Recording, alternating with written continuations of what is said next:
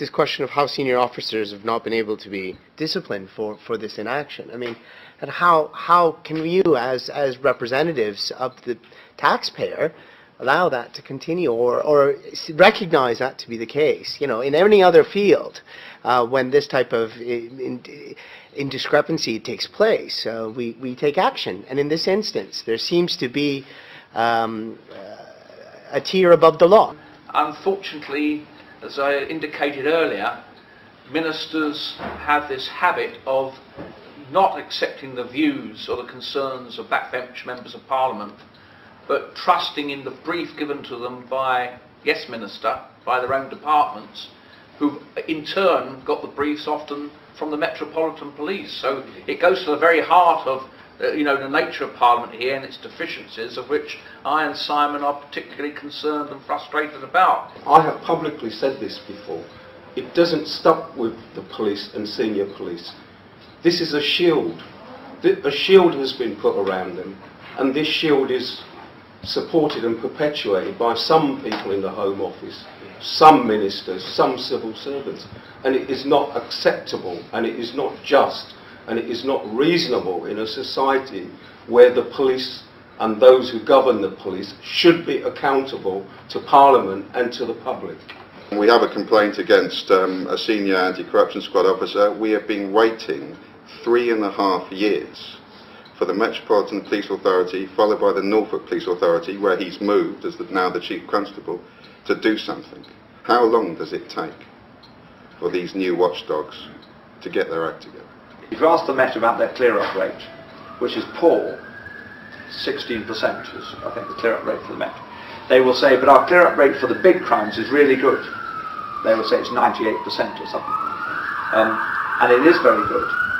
But it is completely unacceptable that serious crimes like murder don't get cleared up, and where there is clearly from the beginning police involvement. And I think people are now finding it unacceptable that those crimes are not resolved. We have the Untouchables, but there are also the Unemployables, who are the police casualties from this massive affair. We have people like Egg, who I'm sure find it extremely difficult to get work, and of course also to journalists such as Laurie and Michael, who are effectively unemployable, because this kind of work has to be done by people who are prepared to plough a lone furrow, which is incompatible with the demands of certainly daily journalism, and sadly too these days with what's called weekly or Sunday journalism. So I think we're all unemployable in that sense, and it's just I think it's the canvas, the breadth of the canvas that they've covered. I've only dipped into the book, but it goes far wider than the immediate issue of what we've previously believed to be the heart of this affair, and that's this will be a source book for quite a few years. I have to rely on CIB, CIB2, CIB3 to investigate, then Internal Affairs, and then Internal Affairs Mark II. I haven't had any response back up to date. I believe that we've had Internal Affairs Mark II are having arguments on PI disclosure on information that they're going to allegedly reveal. We're still waiting. So it's clear that the investigators, investigating investigators, and the Internal Affairs investigating a lot of them on Mark II, doesn't work.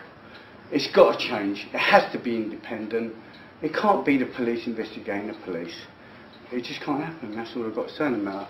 And I've got to say thank you to the book writers. Well done. For helping me put some of these issues to bed. Well, I think a lot of it, what I wanted to say, has been said. I think the idea is really to get the book out. Once the book's out and people start reading the book, then they start asking some questions. Now I know I can contact directly and know that there is a small minority of people who are serious about looking into the police corruption scenario and investigating the investigators. Hopefully something's going to come of it, you know. I'm not optimistic until we do something about it. 1 minute, please. We're going to be 30 seconds. Just waiting for a couple of the MPs. Yes, I know it is your number we call. 999, we seek your aid and protection.